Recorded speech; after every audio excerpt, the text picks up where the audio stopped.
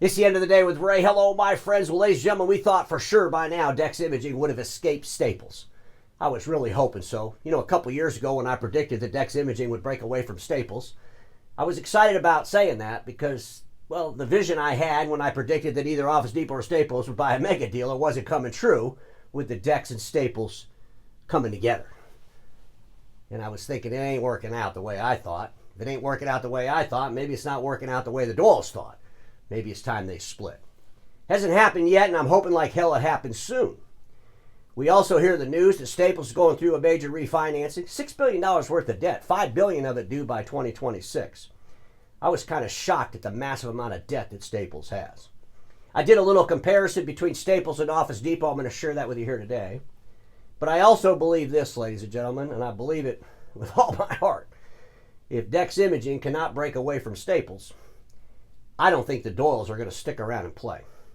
And if the Doyles don't stick around and play, that's going to be devastating because who's going to roll up the roll-ups? The roll-ups in our industry that are held by private equity have been in limbo land for a long damn time. And there needs to be somebody to come in here and aggregate those together and make something make sense. And I believe the only folks that could really do it are the Doyles. There are smart people in our industry. But when I think about the Doyles and how they relate to just the print deliverable, that's what we need. Someone that can relate to just the print deliverable and figure out how to make money as print declines, and I believe the Doyles can do that. And I believe if they rolled up some of these roll-ups and they built their billion-plus empire, they could make sense out of this. But ladies and gentlemen, if they don't do it, who the hell will? We all have to root for Dex Imaging getting away from Staples. And now that I see Staples buried in all this debt, maybe Staples has a great reason to spin off Dex. So let's talk about this a little bit in more detail. So you've seen the articles out there. Staples trying to figure out how to refinance this debt. $5 billion due by 2026. There's $300 million due right now as we speak. And folks, I'm thinking the pressure could help Dex Imaging escape from Staples. I'm really hoping this can happen quicker, sooner than later.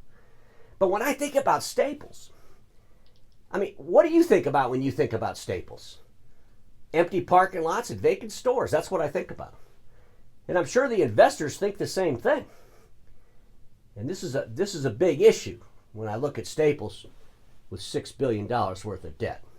Staples is owned by Sycamore Partners, and, you know, we know that Sycamore Partners, like all private equity, you know, they do some crazy things sometimes. Sometimes what private equity does doesn't appear to make any sense, but I'll tell you this. Private equity, they're masters at financial engineering. And sometimes it's more about the financial engineering than making sense out of the business. But ladies and gentlemen, you know, Staples bought a company called Ascendant. And we know that Ascendant was the aggregator of office products that all those resellers across the country sold. And folks, I really thought with the acquisition of Ascendant, with the acquisition of Staples, that they could have done some remarkable things with those stores, with those customers. But none of that stuff's panning out. And all Staples really did was build a massive amount of debt. And now investors are thinking the same thing we're all thinking. Empty parking lots and vacant stores.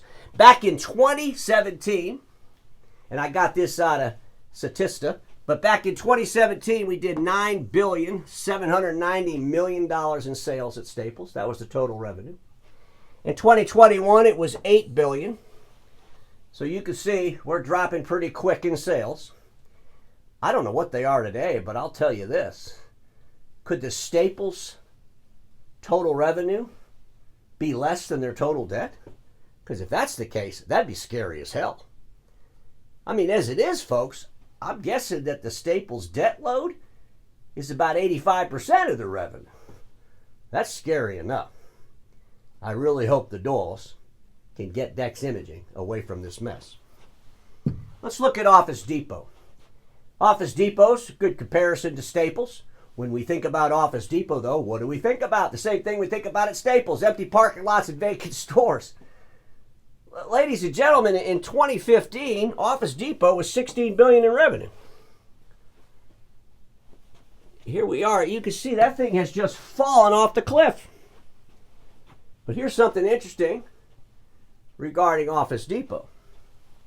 They're much better at managing debt. They only got $960 million in debt compared to Staples sitting on $6 billion. You know, there was a time when Office Depot and Staples were trying to come together. I'm not too sure that Office Depot is not just thinking to themselves, why don't we just wait till Staples implodes? They're buried in debt. Let's wait for them to implode, and we'll just go gobble them up in an asset sale, take what we want. And folks, we're going to see that a lot. We're going to see that a lot in the printing industry, in the office products resellers industry. These industries are declining, okay? I mean, the revenues don't lie. They're declining. And so we're going to see the strong eat the ones that aren't so strong. And at the end of the day, we have to congratulate Office Depot on managing their debt because they're a hell of a lot better at it than our friends over there at Staples. Let's look at Staples and Dex and assume that Dex goes away from Staples, and we really have to assume that. We have to root for that. That has to happen. It's good for our industry. I believe that Flexprint and UBO are the top candidates. We're hearing a lot of rumors around this, but I really believe they're the top candidates for Dex Imaging to gobble up relatively quickly. There's another player out there, ladies and gentlemen. Konica Minolta Direct Operations. We saw some changes in Konica Minolta in the press release yesterday. That was my episode yesterday regarding Fujifilm and Konica Minolta coming together from a manufacturing business. We'll see how that pans out. But I still believe there's some direct operations that would be pretty good for Dex to gobble up. Let's talk about Flex first. Go to Flexprint's website. It's all about managed print. It's all about print. Flexprint does not sell IT services. And they made a conscious decision to get into IT services with another roll-up, and that's called New Charter. And because they have this other roll-up called New Charter, I really believe Flexprint would love to sell the print business.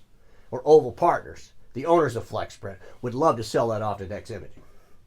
And you go to their website, they got this dashboard there, the speedometer. I'm thinking to myself that Flexprint, they want the whole damn car, Dexprint. I just thought that was kind of interesting. But ladies and gentlemen, I really do believe that Flexprint is ripe for the picking, and I really believe that Oval Partners would love to exit from that so they could focus on New Charter.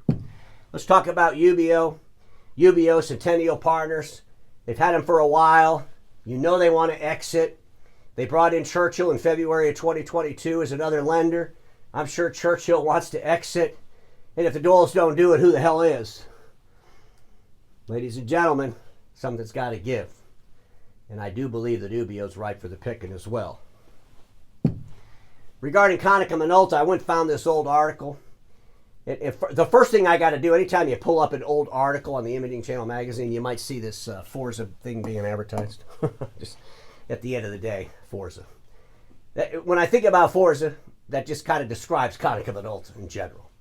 But in this article, Konica Minolta had sold off some of the direct operations to Dex Imaging. They actually sold some off to POA as well. And I really believe back in 2021, it wouldn't be long before the Doyles would probably grab all the rest of those direct operations. But Konica Minolta, they're very indecisive. They wait till disasters happen before they make a decision. I'm pretty sure they're in a disaster now. I mean, 4 years in a row of not making any money is a pretty big disaster. But we'll see what happens. But I really believe that Dex Imaging could gobble up some of these Konica direct operations. Some of the Konica directs, UBO and Flexprint, gives the Doyles over that $1 billion in revenue, allows them to build their empire. But what we need to get out of today's episode is this: if the Doyles cannot get away from Staples, I don't believe they're going to stay and play. We need them to get away from Staples. And everybody watching me knows this: status quo is the killer of all that'll be invented. Don't get stuck in status quo, and I'll see y'all tomorrow.